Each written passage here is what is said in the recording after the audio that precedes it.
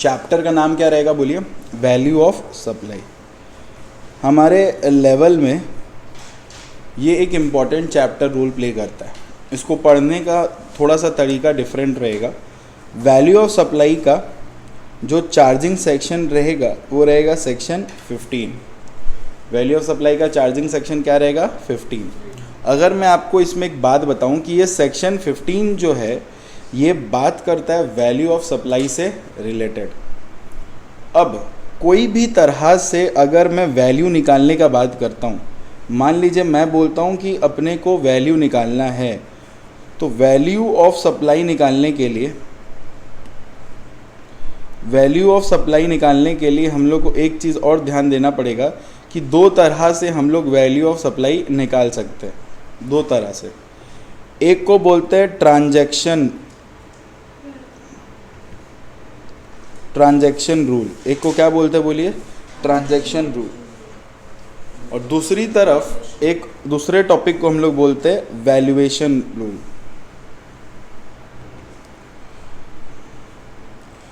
दो मेथड से हम लोग वैल्यू निकाल सकते हैं, एक है ट्रांजैक्शन रूल और एक है बोलो वैल्यूएशन रूल। अगर मैं तुमको एक सीधा सा बात बताऊं कि जब मैं ट्रांजैक्शन रूल फॉलो करता हूं, जब मैं क्या फॉलो करूंगा? Transaction rule. तो ट्रांजैक्शन रूल का जो सेक्शन है वो है सेक्शन 15(1). ट्रांजैक्शन रूल का क्या सेक्शन है बोलिए? 15(1). और अगर मैं वैल्यूएशन रूल का बात करूं तो वैल्यूएशन रूल पिक्चर में आता है सेक्शन 15(4) से लेके 5 तक, लेकिन जिसका रूल है रूल 27 से लेके 32 तक। ठीक है, 27 से लेके रूल 32 तक। फर्दर अगर मैं कोई भी चीज़ डिस्कस करूँगा तो पहले हम लोग कंप्लीट करेंगे ट्रांजैक्शन रूल्स को। पहले हम लोग कौन से पोर्शन को कंप्लीट करेंगे? ट्रांजैक्शन रूल को। तो अगर मैं बात करूं आपसे सेक्शन 15 के बारे में, तो सेक्शन 15 के बारे में अगर सिंपल सा खाली सेक्शन 15 का बात करूं तो सेक्शन 15 का 3 टुकड़ा है। ठीक है, सेक्शन 15 का 3 टुकड़ा रहेगा। एक रहेगा 15(1), ठीक है, एक रहेगा क्या बोलो? 15(1), दूसरी तरफ रहेगा 15(2) और तीसरी तरफ रहेगा 15(3). अगर मैं 15(1) का बात करूं तो ये बताता है वैल्यू ऑफ टैक्सेबल सप्लाई के बारे में।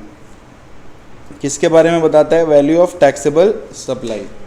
जो ये बोलता है कि यहाँ पे जो टैक्सेबल होगा वो कौन सा वैल्यू टैक्सेबल होगा बोलो? Transaction value. ट्रांजैक्शन वैल्यू याद रखिएगा, आप ये वैल्यू तभी फॉलो करेंगे जब आपके बीच में जो ट्रांजैक्शन हो रहा है वो नॉट रिलेटेड पार्टी के बीच में हो रहा है। नॉट रिलेटेड पार्टी मतलब दो लोगों में कुछ ट्रांजैक्शन हो रहा है और वो दो लोग एक दूसरे से रिलेटेड नहीं है, नॉट रिलेटेड पार्टी के बीच में हो रहा है। और दूसरा, price is the sole consideration. दूसरी तरफ याद रखिएगा जो प्राइस है वो क्या है? Sole consideration. अगर दो लोगों के बीच में कोई भी तरह का ट्रांजैक्शन हो रहा है तो हम लोग ट्रांजैक्शन वैल्यू फॉलो करेंगे। हम लोग क्या फॉलो करेंगे? Transaction value. उस ट्रांजैक्शन वैल्यू में जो सबसे इंपॉर्टेंट चीज़ आपको दिमाग में ये रखना है कि जो भी तरह का ट्रांजैक्शन हो रहा है वो नॉट रिलेटेड पार्टी, मतलब दो पार्टी रिलेटेड नहीं होने चाहिए, और किसी भी तरह से प्राइसी सोल कंसिडरेशन होना चाहिए। मान लीजिए मैं आपके साथ एक ट्रांजैक्शन कर रहा हूँ। सपोज करिए मैं एक पुराना लैपटॉप लेके गया, आपसे नया लैपटॉप खरीद रहा हूँ, तो आपको नया लैपटॉप मैं खरीद रहा हूँ और उसके बदले आपको पुराना लैपटॉप और 20,000 कैश दे रहा हूँ। इस तरह के ट्रांजैक्शन को बोला जाता है कि price is not the sole consideration. तो ये चुपचाप इस तरह के ट्रांजैक्शन का जो जीएसटी कितना निकलेगा वो चला जाता है वैल्यूएशन रूल में। ऑप्शन यहाँ पे बहुत सिंपल सा है। ऑप्शन बहुत क्लियर से ये बोलता है कि अगर आप ट्रांजैक्शन वैल्यू फॉलो करना चाहते हैं, मतलब यहाँ पे आप वैल्यू क्यों निकाल रहे हैं, हम लोग यहाँ पे वैल्यू निकाल रहे हैं ताकि हम लोग जीएसटी चार्ज कर पाए उस वैल्यू पे, ठीक है। तो इस चीज़ में आपको समझ आ गया, इसमें कोई भी तरह का दिक्कत नहीं होना चाहिए आई गेस, ठीक है, कोई भी तरह का दिक्कत नहीं होना चाहिए। तो 15(1) वैल्यू ऑफ टैक्सेबल सप्लाई से बात करता है, जिसमें हम लोग ट्रांजैक्शन वैल्यू निकालना सीखते हैं। ट्रांजैक्शन वैल्यू का अगर सिंपल सा बात बोले तो एक सिंपल सा ऐसा वैल्यू जिसका प्राइस आप एक्चुअली पे करते हो कोई भी गुड्स या सर्विस लेने के लिए, समझ आ रहा है, उसी को हम लोग क्या बोलते हैं, ट्रांजैक्शन वैल्यू। अब सेक्शन 15(2) में ये बोलता है कि क्या क्या इंक्लूजन हो सकता है, क्या क्या इंक्लूजन हो सकता है। इंक्लूजन का मतलब आप क्या क्या ऐड कर सकते हैं वैल्यू ऑफ सप्लाई में, what you can add under value of supply, आप क्या क्या वैल्यू ऑफ सप्लाई में क्या क्या ऐड कर सकते हैं, इसके बारे में वो बताता है, ठीक है, इंक्लूजन। अब 15(3) बोलता है एक्सक्लूजन के बारे में। 15(3) बात करता है एक्सक्लूजन के बारे में। एक्सक्लूजन का मतलब होता है कि क्या क्या वैल्यू ऑफ सप्लाईज में इंक्लूड नहीं होगा, इसके बारे में बताया जाता है एक्सक्लूजन के बारे में। ऐसे बहुत सारे चीज़ है कि जो आप ट्रांजैक्शन वैल्यू करते हैं, जिस ट्रांजैक्शन मतलब जो प्राइस आप पे करते हैं गुड्स को खरीदने के लिए, उसमें बहुत कुछ ऐड होता है और बहुत कुछ लेस होता है, इसके बारे में पढ़ेंगे। तो आप ऐड और लेस करने वाले चीज़ों के बारे में पढ़ लेंगे तो आपको पता चल जाएगा कि वैल्यू ऑफ सप्लाई में क्या ऐड होगा और वैल्यू ऑफ सप्लाई में क्या लेस होगा, ठीक है। अब जब ये क्या है,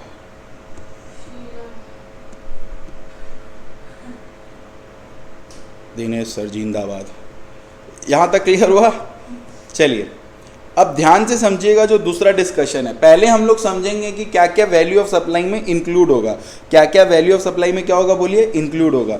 तो 15(2) बताता है, इसका डिस्कशन किस में होने वाला है, बोलिए सेक्शन 15(2).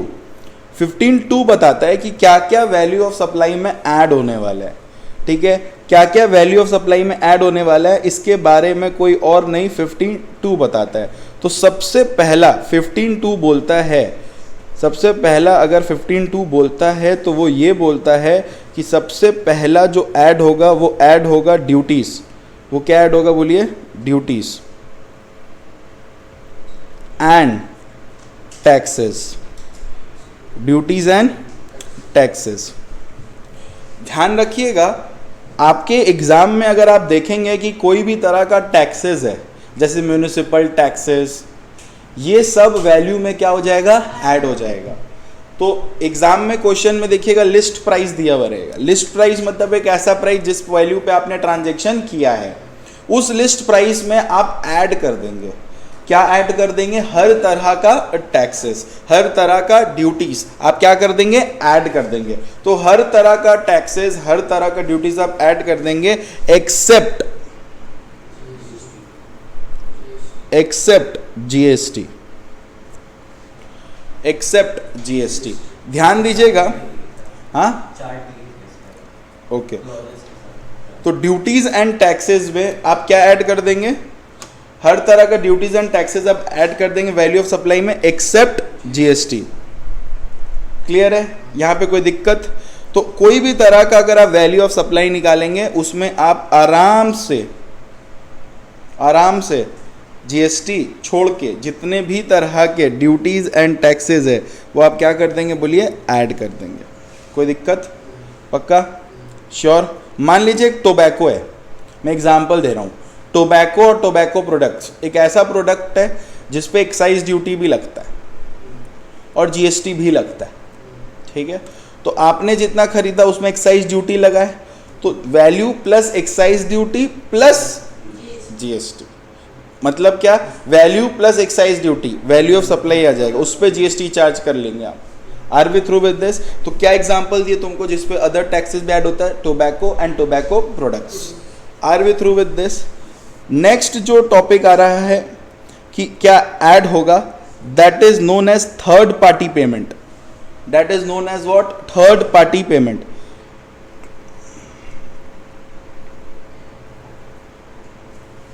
बेसिकली इसको बोला जाता है obligation of supplier met by recipient, obligation of supplier met by recipient. अगर पेमेंट करने का पूरा ड्यूटी सप्लायर का था बट पेमेंट किसने किया, रेसिपिएंट ने, तो आप क्या करेंगे, उस वैल्यू को ऐड कर देंगे। तो बेसिकली मैं ये बोलना चाहता हूं कि एनी पेमेंट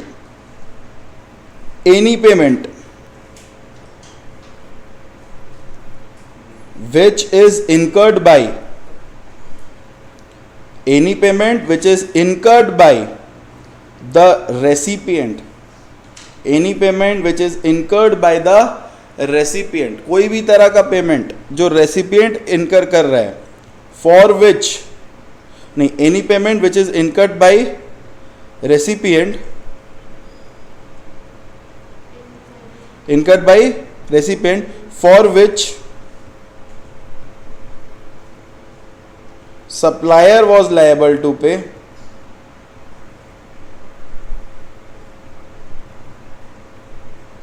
तो उसको आप क्या करेंगे बोलिए, ऐड कर देंगे, वैल्यू ऑफ सप्लाई में ऐड कर देंगे। हुआ क्या, आपको एग्जाम में क्वेश्चन पेपर में आइडेंटिफाई करना है कि सप्लायर कौन है और रेसिपिएंट कौन है। मान लीजिए कोई सप्लायर और एक रेसिपिएंट है, ठीक है, तो नॉर्मली क्या करिएगा, देखिएगा सप्लायर का ड्यूटी था पेमेंट करने का, बट पेमेंट कौन कर दिया सप्लायर के बिहाफ में, रेसिपिएंट। तो जो सप्लायर बाद में रेसिपिएंट से बिल रेज करेगा क्योंकि वो सप्लाई कर रहा है, उसमें ये वैल्यू क्या रहेगा, एडेड रहेगा। Are we through with this? इसी को बोलते हैं थर्ड पार्टी पेमेंट। थर्ड जो ऐड आप करेंगे that is known as incidental expenses.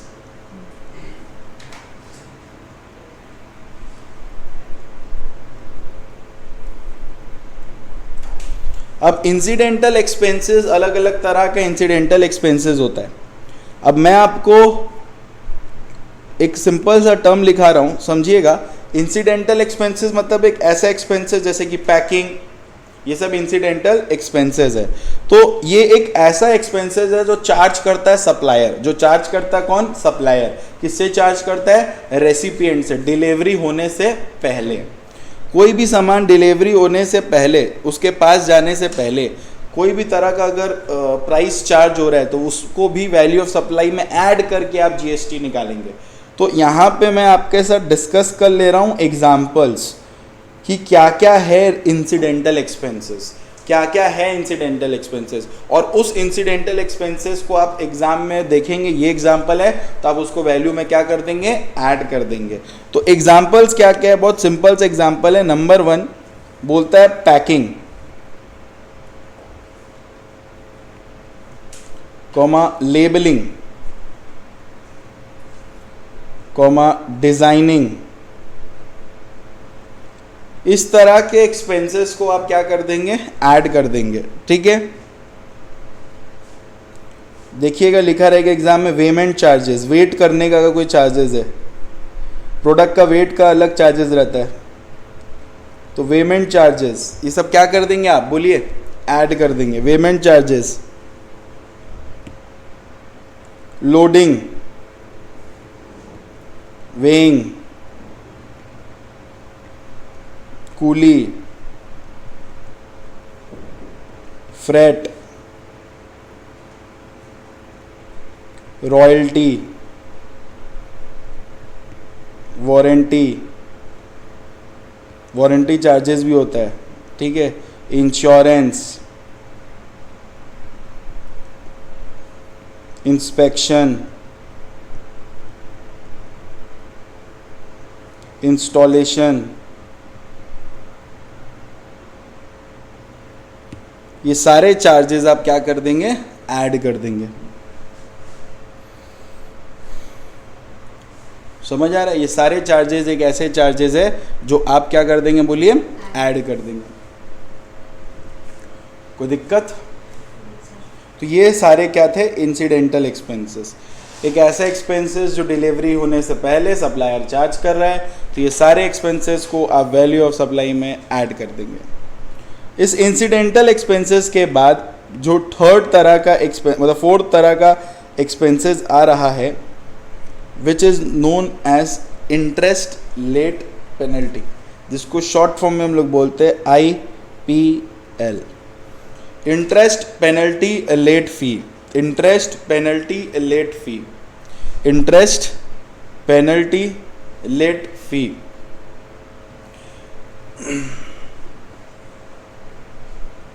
Interest penalty late fee. अब मैं आपको इसका ना कुछ डिस्कशन कराता हूं, इसका डिस्कशन करना थोड़ा सा जरूरी है।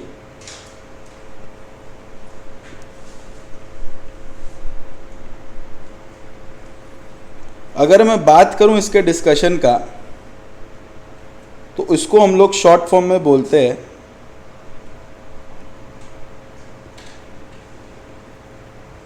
Interest penalty late fee, interest penalty late fee. अब इसका डिस्कशन थोड़ा ध्यान से समझिएगा। अगर मैं बात करूं इसका,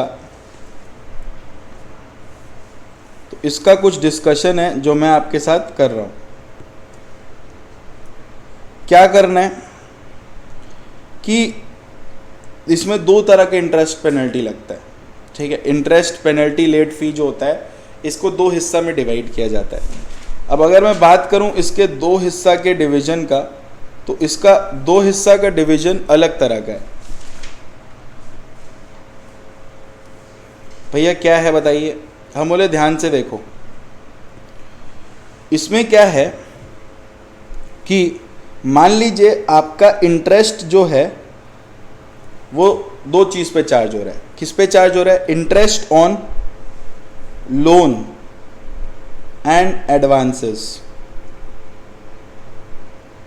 और डिपॉजिट्स। समझ आ रहा है?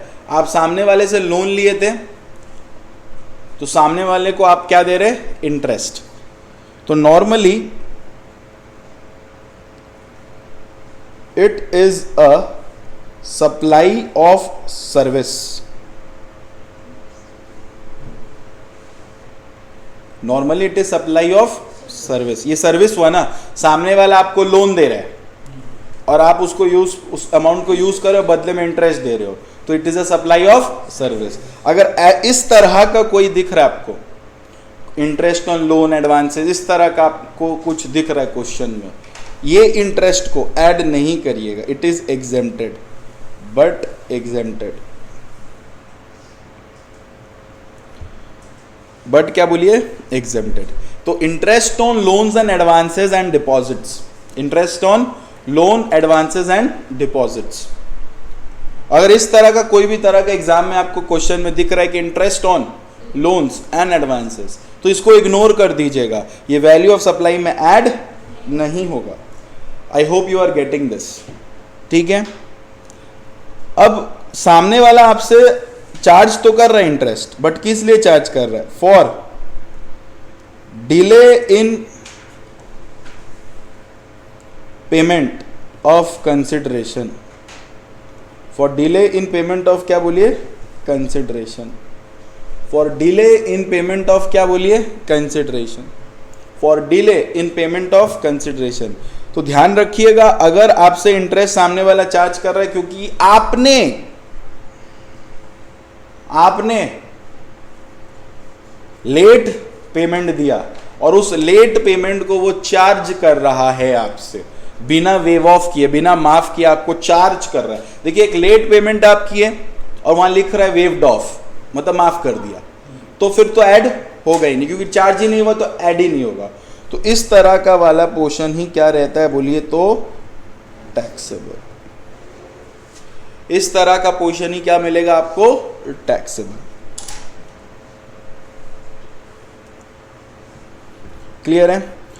अब ये जो इंटरेस्ट पेनल्टी लेट फी है, यहां पे हम लोग इसको एक स्टार देके कहीं पीछे या जहीं भी आपको स्पेस मिले, एक इस पे फोकट का ज्ञान डिस्कस करेंगे, ठीक है। इससे रिलेटेड एक क्या डिस्कस करेंगे बोलिए? फोकट का ज्ञान।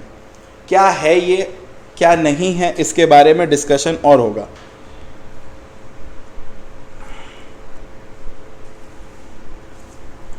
ये एक बार कर लिए, सारा पेपर एकदम क्लियर, एडवांस लेवल वाला क्वेश्चन भी सॉल्व हो जाएगा, ठीक है। इसीलिए मैं थोड़ा सा अच्छा से बता रहा हूँ।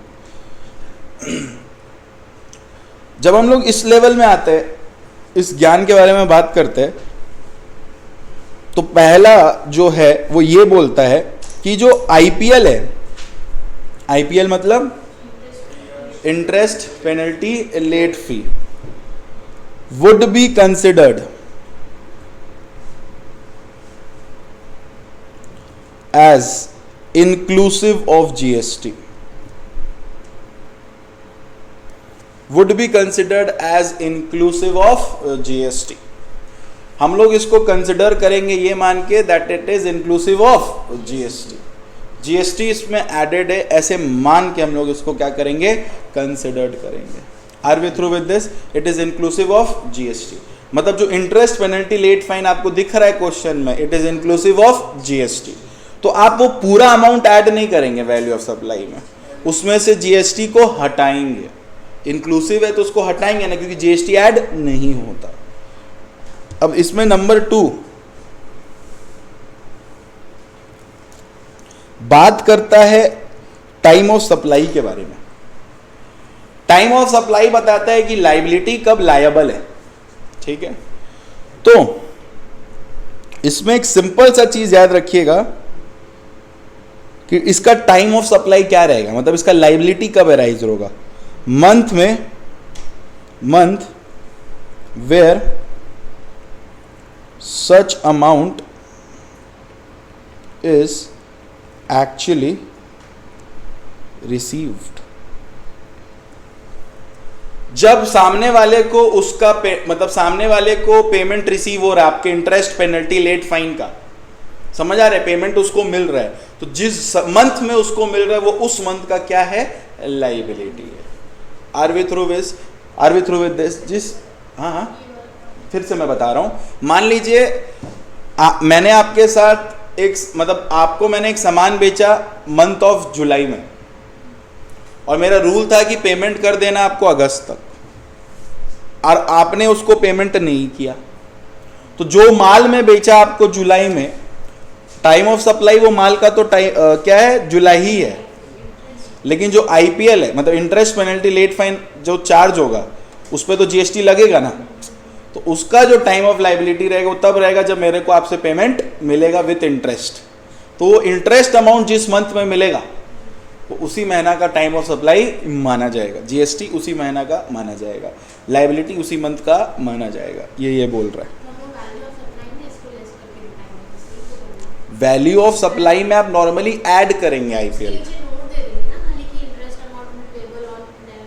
नहीं। अगर आपसे एग्जाम में पूछे कि कंप्यूट टैक्स लायबिलिटी, और आपको क्वेश्चन में ऐसा सम दे दे जिसमें सितंबर में सप्लाई हुआ और इंटरेस्ट नवंबर में चार्ज हो रहा है, तो सितंबर में टैक्स ऑफ लायबिलिटी जब निकालेंगे तो उसमें इंटरेस्ट पेनल्टी लेट फाइन अलग कर देंगे, और अक्टूबर में निकाल के उसका जीएसटी दिखाएंगे। लेकिन वैल्यू ऑफ सप्लाई निकालते वक्त इसको आप ऐड तो करेंगे, जीएसटी लायबिलिटी निकालते वक्त ऑन द मंथ ऑफ सितंबर आप नहीं कंसिडर करेंगे, बिकॉज आईपीएल का जो पेमेंट हो रहा है वो नवंबर में हो रहा है।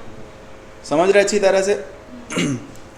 अब बहुत कभी कभी एग्जाम में पूछता है भैया किस रेट पे, बच्चा लोग कंफ्यूज हो जाता है। आईपीएल में ना भैया, आईपीएल में आप बोले इंक्लूसिव ऑफ जीएसटी है, उसका रेट कैसे मानेंगे बैक कैलकुलेशन के लिए? तो नॉर्मली बोला जाता है कि जो based on original supply, based on original supply, जो आपका ओरिजिनल सप्लाई हो रहा है उसका टाइम पे पेमेंट नहीं करने पे ना इंटरेस्ट लग रहा है, तो उसी के सप्लाई के बेसिस पे जो रेट है वही आप लगा लेंगे यहाँ पे।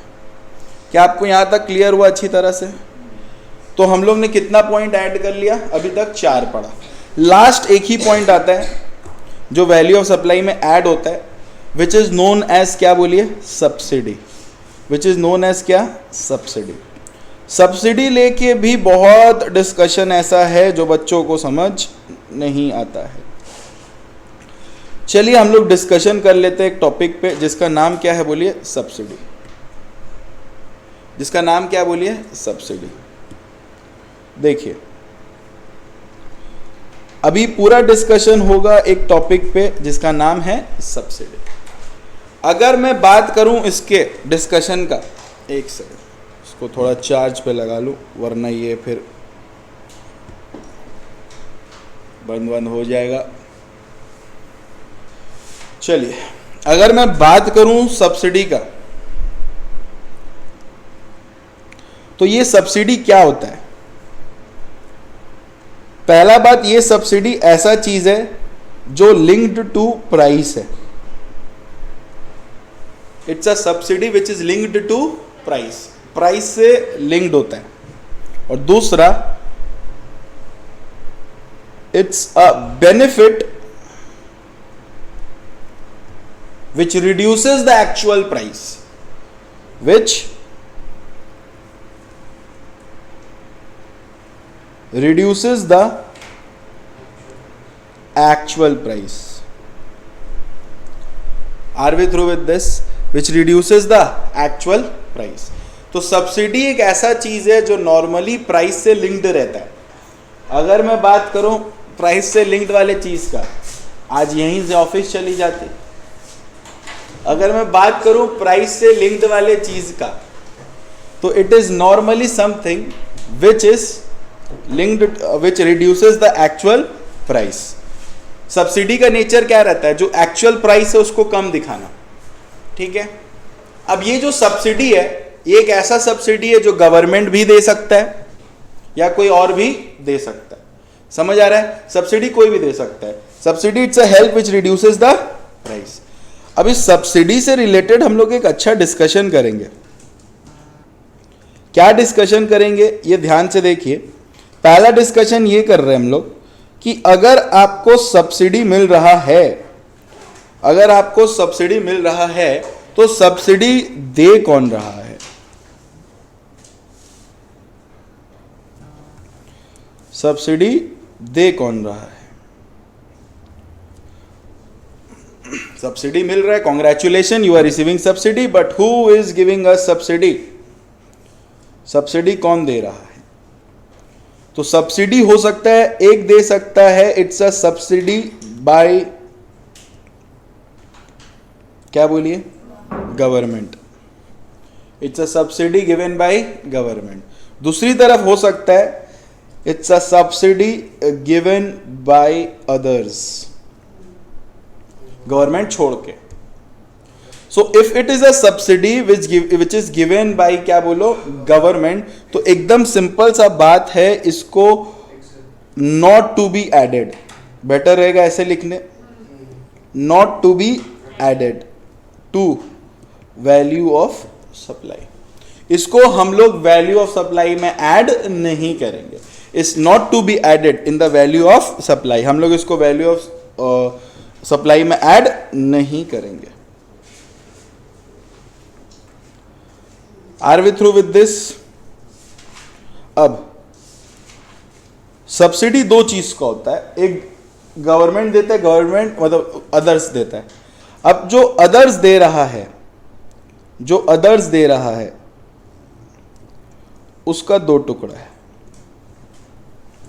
जो अदर्स दे रहा है उसका कितना टुकड़ा है? दो टुकड़ा है। क्या दो टुकड़ा है? कि एक ऐसा सब्सिडी है which is linked to price, subsidy which is linked to price. Government subsidy दे रहा, अग्री, लेकिन कोई मटेरियल खरीदने पे नहीं दे रहा है, उस प्राइस पे दे रहा है जिसको आप सप्लाई कर रहे हो। A subsidy which is linked to price. और दूसरी तरफ हो सकता है एक ऐसा सब्सिडी जो नॉट लिंक्ड टू प्राइस है। एक सब्सिडी लिंक्ड टू प्राइस और एक subsidy not linked to price. Clear है अच्छी तरह से? अगर आप बात करते एक ऐसा सब्सिडी का कोई और दे रहा है which is linked to price, अगर वो लिंक्ड टू प्राइस है तो एकदम सिंपल सा बात है, it would be added to value of supply. It would be added to value of supply. अगर मैं बात करूं नॉट लिंक्ड टू प्राइस का, अगर मैं बात करूं किसका बोलो, नॉट लिंक्ड टू प्राइस का, समझ रहे हो? अगर मैं बात करूं कि इसका law not linked to price, तो नॉट लिंक्ड टू प्राइस का बात करूं कि अगर वो प्राइस में लिंक्ड ही नहीं है, प्राइस से रिलेटेड ही नहीं है, तो क्या रहेगा? It will not be added to value of supply. It will not be added to value of supply. उसको किसी भी तरह से हम लोग वैल्यू ऑफ सप्लाई में ऐड नहीं करेंगे। कोई दिक्कत? बोलिए, कोई भी तरह का दिक्कत? अब हमेशा याद रखिएगा, price is considered, subsidy is considered after considering the price, ऐसा लिखा रहेगा। The above price is after considering subsidy। इसका बोलने का मतलब क्या है कि वो ऑलरेडी जो ऊपर का प्राइस है उससे सब्सिडी माइनस हो चुका है। तो भाई जब माइनस हो चुका है तो हम लोग चेक करेंगे सब्सिडी दिया कौन था। गवर्नमेंट दिया तो कुछ नहीं करेंगे, गवर्नमेंट छोड़ के कोई और सब्सिडी दिया तो और ऐसा लिखा हुआ है तो उसको क्या करेंगे? वैल्यू ऑफ सप्लाई में ऐड कर देंगे। लेकिन ऐसा लिखा है, the above price given is after not considering any subsidy। कुछ करना ही नहीं है। फिर जब वो ऊपर का अमाउंट में सब्सिडी कंसिडर ही नहीं किया है, चाहे वो गवर्नमेंट दे चाहे कोई भी दे, कंसिडर ही नहीं किया है, तो उसका कोई भी तरह का हम लोग ट्रीटमेंट नहीं करेंगे। Are we through with this? यहां तक क्लियर हो गया आपको? तो यही था सब्सिडी से रिलेटेड। तो ये जितना भी हम लोग पॉइंट पढ़े, अभी आपके सामने, ये पूरी तरह से इंक्लूजन है। ये पूरी तरह से क्या है? इंक्लूजन है। इसमें हम लोग सबसे पहले ये समझ लिए वैल्यू ऑफ सप्लाई के रूल्स के बारे में। इंक्लूजन, एक्सक्लूजन, दो मेथड है निकालने का। फिर हम लोग ये पता नहीं कौन बीच में हरकत किया है, बट जो भी है भगवान का ही है। फिर कुछ ज्ञान पढ़े रिलेटेड टू क्या बोलो? आईपीएल। आईपीएल में रिलेटेड हम लोग ये पढ़े कि अगर इंटरेस्ट ऑन लोन एडवांसेस और डिपॉजिट्स पे है तो ये सप्लाई ऑफ सर्विस तो है, बट एक्चुअल में ये क्या रहेगा? एग्जेम्प्ट रहेगा। और delay payment of consideration normally क्या माना जाएगा? टैक्सेबल माना जाएगा। ये पूरा डिस्कशन के बाद मैं श्योर हूं कि आपको इंक्लूजन समझ आ चुका है। अब दूसरी तरफ जो हम लोग टॉपिक पढ़ रहे हैं, that is 15.3 which deals with deduction. Which deals with what? Deduction. Deduction ये बोलता है कि क्या क्या चीज आप वैल्यू ऑफ सप्लाई से डिसअलाउ कर देंगे, यानी कि माइनस कर देंगे। ये 15.3 बोलता है डिडक्शन वाले टॉपिक पे।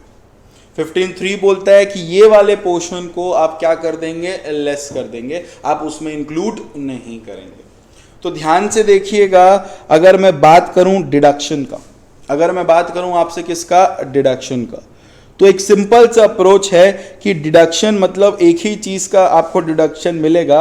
अगर मैं सिंपल सा लिख दूं, दैट इज डिस्काउंट। क्योंकि एक ही चीज का आपको क्या मिलेगा? डिडक्शन मिलेगा वैल्यू ऑफ सप्लाई से। हाँ, अभी इजी कर देते हैं।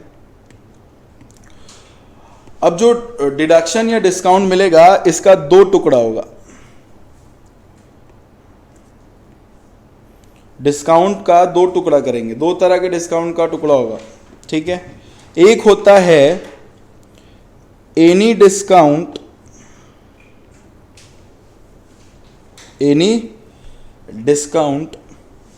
गिवन बिफोर,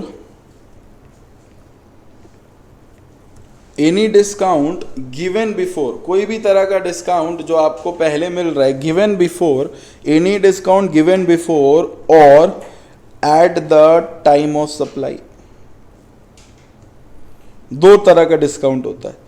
एक ऐसा डिस्काउंट जो पहले ही देना डिसाइडेड रहता है, या टाइम जब सप्लाई का टाइम आ रहा है तब ये डिस्काउंट दिया जा रहा है, ये इस तरह का एक डिस्काउंट है।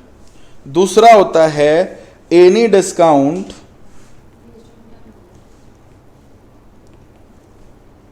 Given after supply.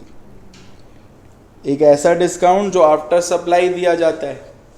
दो तरह का डिस्काउंट होता है, एक बिफोर सप्लाई हो रहा है और एक आफ्टर सप्लाई हो रहा है।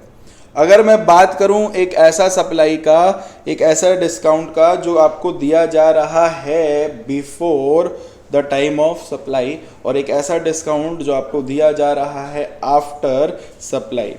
तो अगर मैं एक ऐसा डिस्काउंट का बात करूं जो आपको बिफोर टाइम ऑफ सप्लाई दिया जा रहा है, तो याद रखिएगा it is deductible from the value.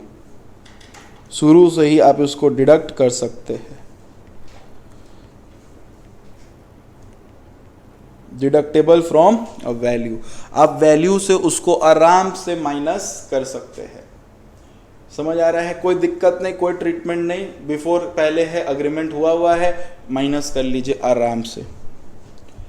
अब यहां पे दो चीज समझने का है, वो ये है कि एनी डिस्काउंट जो आफ्टर सप्लाई दिया जा रहा है इसका दो टुकड़ा होगा।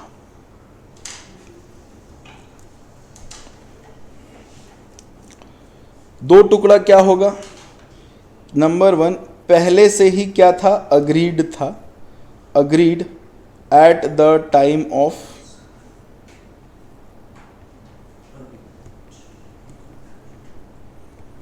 सप्लाई और बिफोर सप्लाई।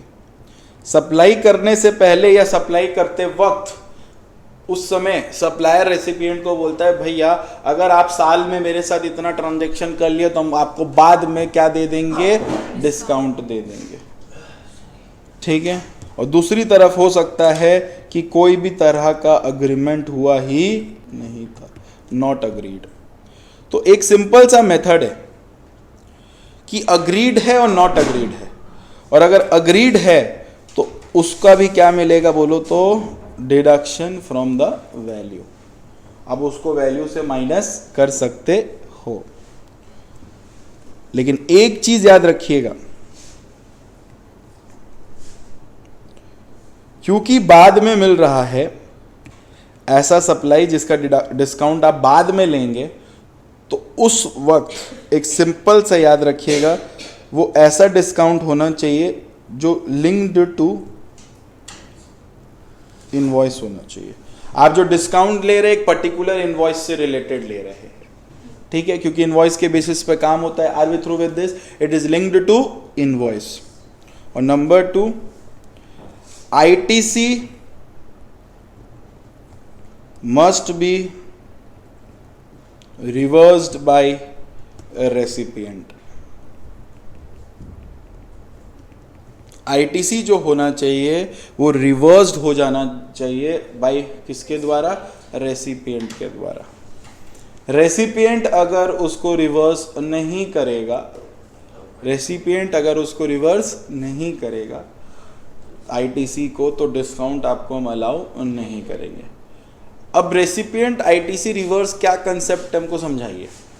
जब हम आपको एक सामान बेचे थे, तो मान लीजिए मैंने आपको एक सामान बेचा था, एक इनवॉइस रेस किया था जिसका वैल्यू था 1 लाख, ठीक है, और आपको मैंने GST दिया था एक बार कैलकुलेशन के लिए 10%।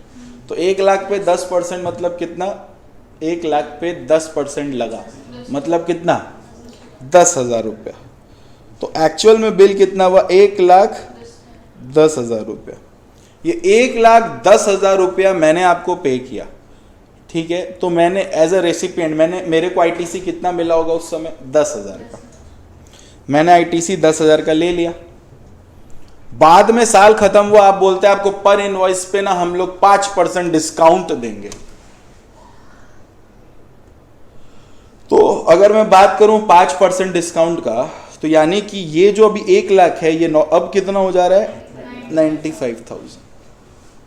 और इस पे अगर आप GST का बात करेंगे, इस पे अगर आप GST का बात करेंगे 10%, तो आप देखेंगे GST कितना चार्ज होना चाहिए? 95। तो मैंने ITC कितना ज्यादा ले लिया है? 500। तो उस 500 को रिवर्स करिए, तब मैं आपको डिस्काउंट दूंगा। समझ आ रहा है? तो ये होता है आफ्टर डिस्काउंट वाले कंसेप्ट पे। ITC रिवर्स करना जरूरी है। अब अगर तुम मेरा बात समझोगे, ये किस तरह का डिस्काउंट होता है भैया आफ्टर वाला? एक को बोलते हैं टारगेट डिस्काउंट, हाँ, target discount, volume discount. Target discount का मतलब होता है buy more save more, buy more save more, ज्यादा खरीदो सेव ज्यादा करो। और एक होता है वॉल्यूम डिस्काउंट, नॉर्मली ये शो नहीं होता, बाद में डिस्काउंट मिलता है। Are we through with this? बोलो, क्लियर है? बोलो, चलेगा ये? तो इस तरह के डिस्काउंट को हम लोग क्या करते हैं? लेस करते हैं। So this is all about transaction value. ठीक है, 2 मिनट का रेस्ट लेंगे, फिर अपने शुरू करेंगे वैल्यूएशन रूल को। यही था इसका वाला कंसेप्ट।